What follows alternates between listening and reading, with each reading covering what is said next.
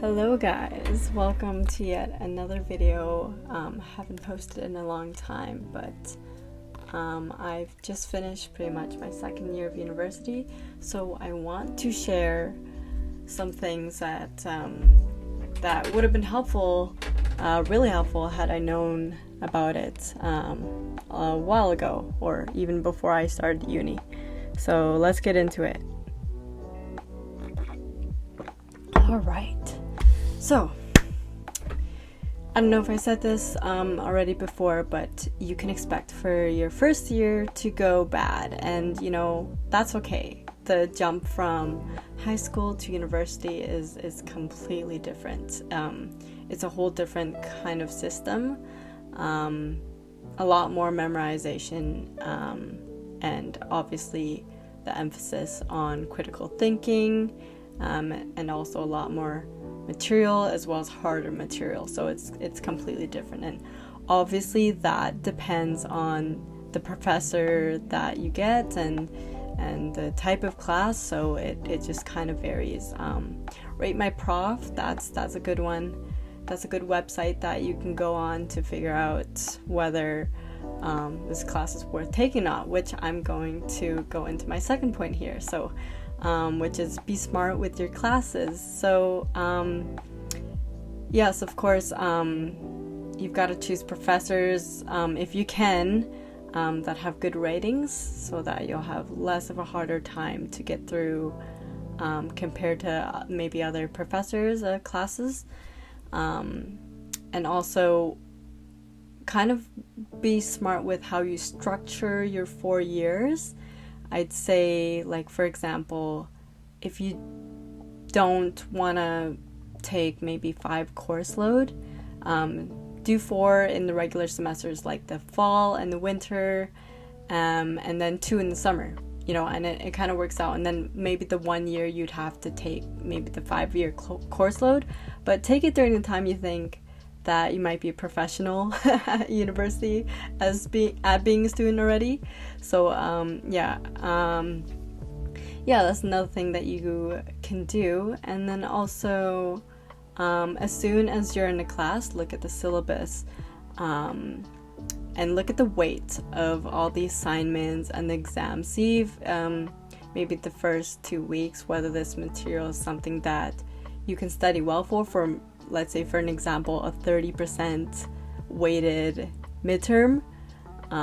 So if you think you can handle it, stay in the class. If not, drop out, because pretty much your GPA is really important, depending whether that's real important for you or not. But if you really want to cut corners, and obviously I would assume you don't want to do well in university, just it's okay to drop it. You get a refund anyways before a certain due date, so so do that. Also, when you look at the syllabus, you gotta look ahead and kind of plan when you're gonna start these projects or working on the assignments and starting to work on these exams. Sometimes they can clash with your classes all together at once, like they have things due pretty much the same week or the day afters. So definitely plan out, like, that would be up to you whether you want to drop the class because of that, whether it would clash with your other classes. But just like really plan out when exactly you're gonna start, if that means you have to even work ahead or start a project early, like something like an essay that you hand in, not something that you do during the school time. That's something that you can work on ahead of time if you really want to lessen that load and you realize that it's gonna clash with your other classes. That is another thing. So speak with your counselors for sure, with your academic advisors. They would have a lot more better advice, depending on your situation, of course. Okay, and now for the pre-professional students.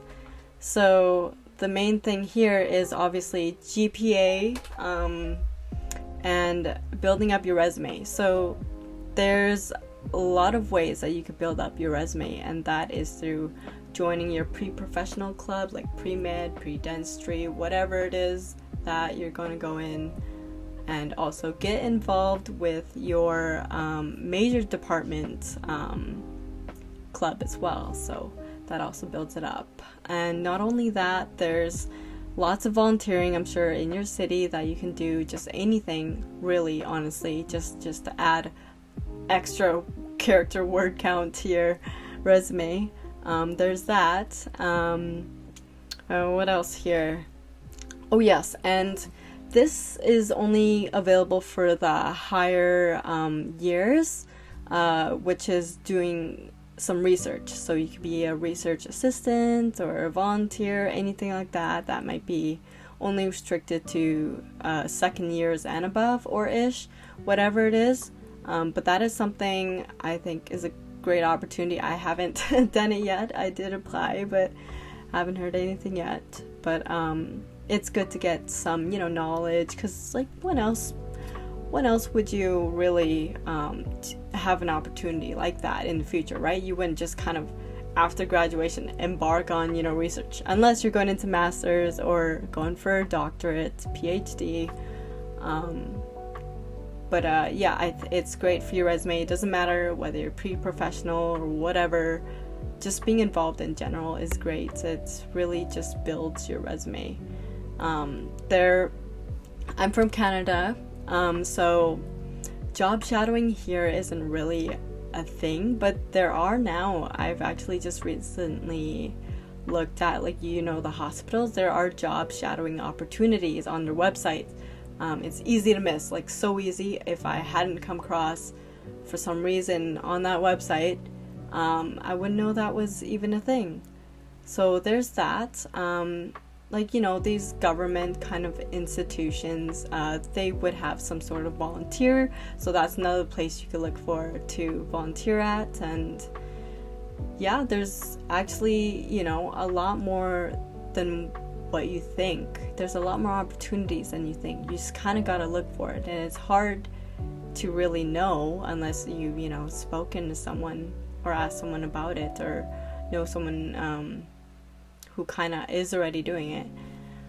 But yeah, so that's that for that. And moving on to next point here is to be successful. Pretty much make the most out of your degree. You're spending dear God, thousands of dollars, more than that, per class. So yeah, make use of that. A way to do this is definitely participate as much as you can in your classes, and ask for help when you need. Of course, ask for that extension if you need it. Lots of professors are nice. Go to office hours and stay after class for any questions that you may have. It also helps to put a name to your face and helps you with, not only just getting to know your professors, but to also maybe make connections so that you can use professors as a reference for future jobs. So that works out. What else have we got here? Remember that your whole life isn't about education. So, get out there. Don't isolate yourself. Just kind of, go out and party, go and make friends, and explore a little bit of the campus, and do the things you've always wanted to do. I don't know, whatever that is, exploring the city a little bit more, maybe kind of going to every cafe within your city, or to every bar, who knows, whatever it is. Have a life. It's a form of self-love, because what does isolation? And it stopped. So my camera stopped recording and we're back here. So yes, I was talking about live your life, basically. You only have one life. live the most authentically to you. We're all gonna make mistakes, that we're gonna make decisions that don't make sense, or just things that we will regret, but that's part of life, and it's all about experimentation, figuring out what works for you. But yeah, that's pretty much the journey, really. Just seeking that authenticity if you haven't already, but seeking experience, for an enriched life, because who wouldn't want that? I think that is definitely a goal, a life goal for a lot of us. So yeah.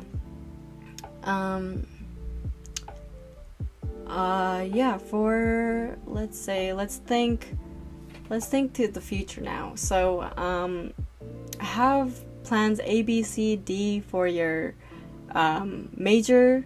Make sure you can maybe conjure up a whole bunch of career paths that you could take in case they fail, because if you're only relying on one, I'm not sure. It's a little bit risky, but because you never know what could happen, honestly. Like, your mind could change in the future, or something happens, and whatever.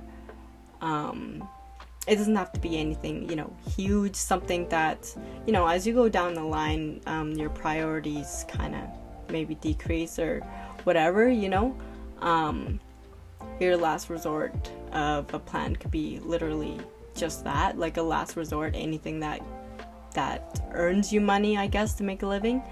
So, just go along the line, just, start with your most high priority, why you're here in the first place, and of course that may change throughout the years, and just, be okay with that. Some things won't work, some things will, and again, it's about experimentation. So yeah. So at this stage, I'm assuming most of you guys that are in university have pretty much gone straight from high school. So you went from high school, and then the next year you went into university. So we're pretty young. So our frontal lobes are pretty much fully developed when we're 21. So this is a prime time, guys. This is the time to really work on yourself and develop yourself as a person. And it's great because you're setting up these habits, right? So that you can be, I wouldn't say successful, but have healthy habits and good habits that continue on with you for the rest of your life, like a baseline that you can do. Because as we get a little bit older, I'm assuming you guys aren't full-time, don't have a full-time job right now, which no one would basically recommend, but when you do, it's gonna be a lot less time to really kind of experiment a little bit with that. There is some room, of course, but what if you start a family, right? All of that attention then is all on your family and raising your children, growing up and whatever. So but yeah, the 20s and so forth to whatever age is pretty much the prime time. It sets you up for, I'd say, the rest of your life. I'm 19 right now, so that's what I assume would be kind of how it goes. But remind me when I'm 30 or 40 of my perspective of life. But yeah, I believe this is a great time to do all of these things and all these changes. Our brain is pretty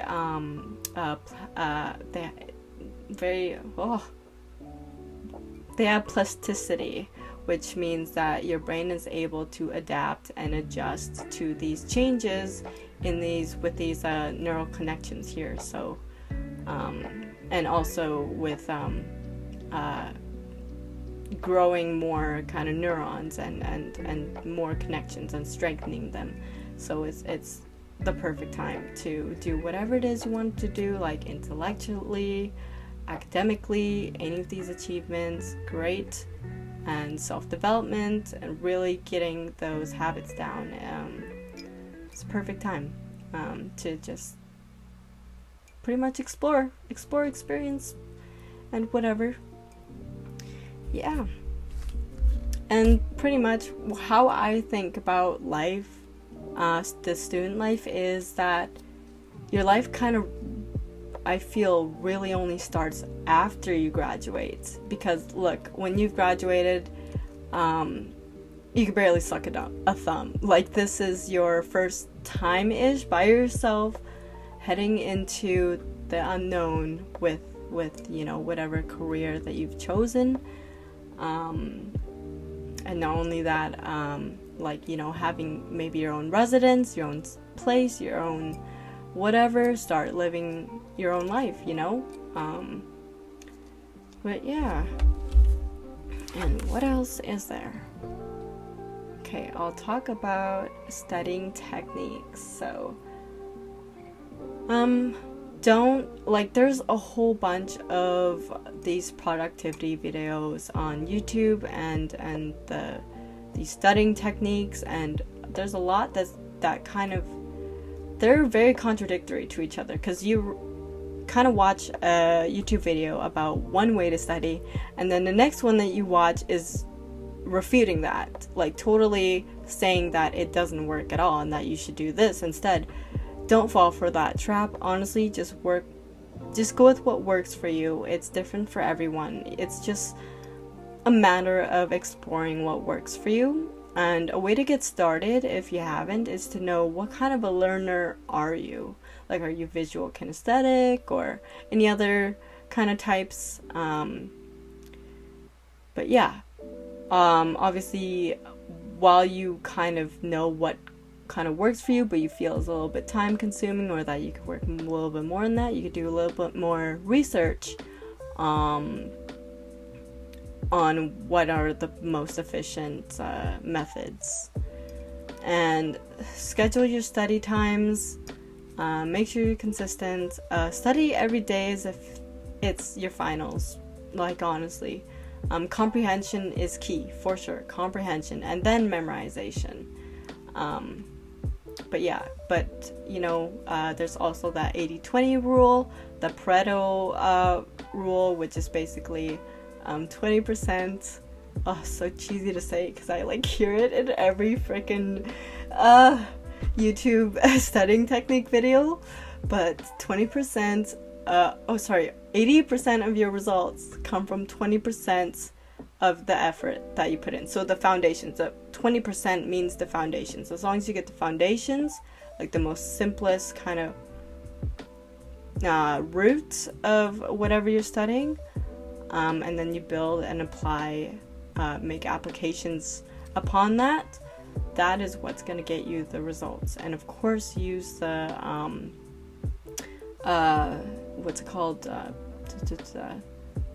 spaced repetition. Spaced repetition is your best friend. Use flashcards. It depends for each class, but you'll decide. But flashcards are a big help as well. And yeah. Okay. No. Sorry. I just remembered something. Okay. Here's something that I would have done before I even entered university. I know that the high school definitely pressures people to go into university straight after with these, entrance scholarships or whatever, and all the hype about it, and everyone's in their grade 12 year like, oh, what university are you doing? What are you going to study? What's your major going to be? Okay, what I was trying to say before my camera cut off was that so there's all this pressure for students to go straight into university, right? Or just in general go to university at some point. Obviously, a huge part of it is profit. So what I would say is just really, if you need to take a gap year, take a gap year. And if not, if you don't want to go into university straight after, but you kind of want to have a taste of what it's like, go get a certificate, to get a job that pays well, like such a government job, maybe something like a phlebotomist or like a medical instrumental, I don't even know what it's called, anything like that, you know, anything in the trades, the skills, anything with certificates.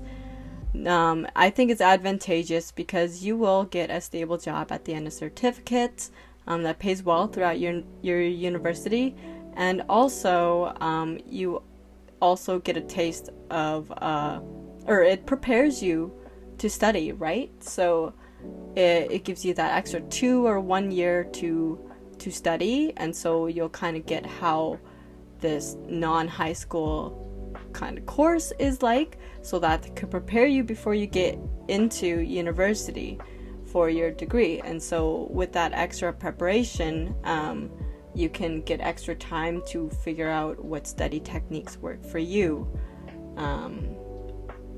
Yeah, that's what I would have done. I didn't know about that. I was rushing. I really wanted to just get into university right after. I just had a FOMO, honestly, and I do still feel that a little bit even right now, because like, I don't know, it feels like, you know, you'd be behind, right? It would feel that way. But let's change this. Let's make a revolution. Let's revolutionize this and take a gap year to even just work, or just figure your stuff out, because honestly it's an investment and it's not a cheap one, and it takes up a lot of time, these 4 years. So really think about what you want to do, what you're gonna do, and you may not know for sure now, and that's okay. But as long as you kind of know the path and you're going that way, that's fine. And maybe in the future you might change your mind, and that's completely okay as well. I mean, it's up to you, it's your life. So yeah, that's pretty much all that I have now. Well, thank you for watching this video and for listening to this last portion here, after my camera died. And I'll catch you guys in another video. Thank you for watching.